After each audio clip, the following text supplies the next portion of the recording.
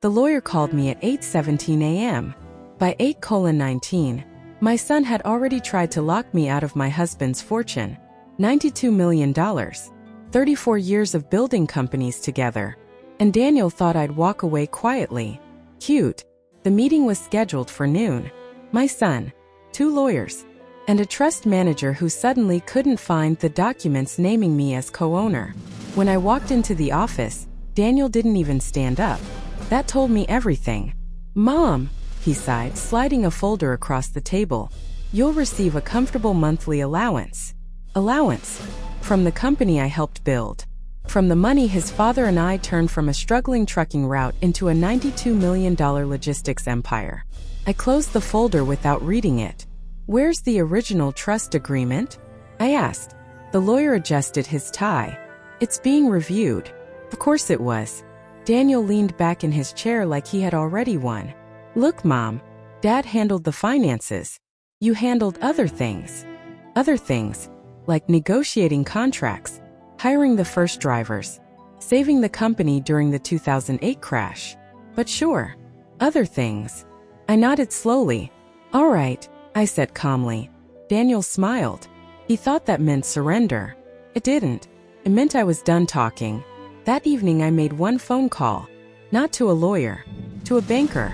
A man who owed me a favor from 20 years ago. "Rose," he said, surprised to hear my voice. "What can I do for you?" I asked one simple question. "Who currently holds the controlling debt line for Carter Logistics?" There was a pause. Then he answered. "Midwest Commercial Bank." Perfect. Because banks don't care about family drama. They care about leverage. And I knew exactly where to find it. 3 days later, Daniel called me again. His tone had changed. "Mom, the bank just requested an emergency financial review." I stirred my tea slowly. "Oh," I replied. "Yes," he said nervously. "They're questioning our credit structure." Interesting. Because an hour earlier, I had just purchased a 27% stake in that bank. Quietly. Through an investment group Daniel had never heard of. Mine. Friday morning. Another meeting. This time Daniel looked nervous. The bank's senior advisor sat beside him. I walked in last. The advisor stood up immediately. "Mrs. Carter," he said respectfully. Daniel frowned. "You know my mother?" The advisor nodded. "Yes." Then he slid a document across the table. "Mrs. Carter is now one of our largest shareholders." Silence. Daniel blinked. "What?" I sat down slowly. "You tried to block me from Dad's fortune," I said calmly. "So I bought the door." The advisor cleared his throat. "Given Mrs. Carter's position in the bank, she now has approval authority over Carter Logistics' primary credit line." Daniel's face drained of color. "You're kidding." I folded my hands. "Not even a little." Here's the part Daniel didn't understand. Our entire company ran on a credit structure tied to that bank. Without it, contracts freeze, fleet expansion stops, cash flow suffocates. I didn't need to sue him. I didn't need to argue. All I had to do was hold the key. That night Daniel called again. No arrogance this time. Just panic. "Mom, you could shut the company down." I let the silence stretch. Then I answered. "Yes." Another pause. "But I won't." His voice dropped to a whisper. "Why?" "Because destroying the company would hurt hundreds of employees who trusted me. Because revenge isn't always about burning everything down. Sometimes it's about reminding people who built the foundation." Monday morning. New board meeting. Daniel walked in slowly this time. No swagger. No smirk. I was already sitting at the head of the table. My chair. My company. My rules. "I'm restructuring the trust," I said calmly. No one argued. "Daniel will remain CEO." His head snapped up. "But," I raised one finger. "Under my supervision." Silence. Then I added the final line. "And next time you try to lock your mother out of her own legacy." I leaned forward slightly. "Make sure she doesn't own the bank first." 6 months later, Carter Logistics hit record profits. Daniel stopped underestimating me. The board stopped whispering behind closed doors. And the bank still sends me dividends every quarter. Funny thing about power. People think it disappears with age. But real power doesn't get louder. It gets quieter, smarter, and far more dangerous.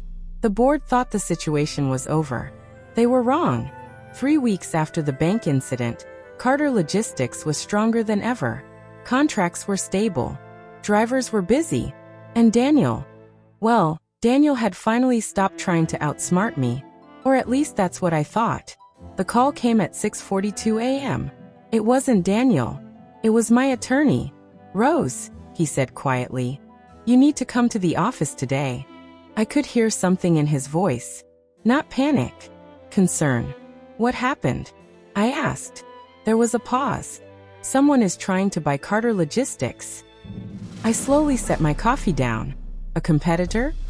No, he replied. Something bigger. By the time I arrived at the office, the boardroom was already full. Daniel looked pale. The legal team was whispering. And sitting at the end of the table was a man I hadn't seen in almost 15 years. Victor Langley, the CEO of Titan Freight, the largest logistics corporation in the Midwest, and a man who had tried to buy my company once before, back when we were still small, back when Daniel was still in college. Victor smiled when he saw me walk in.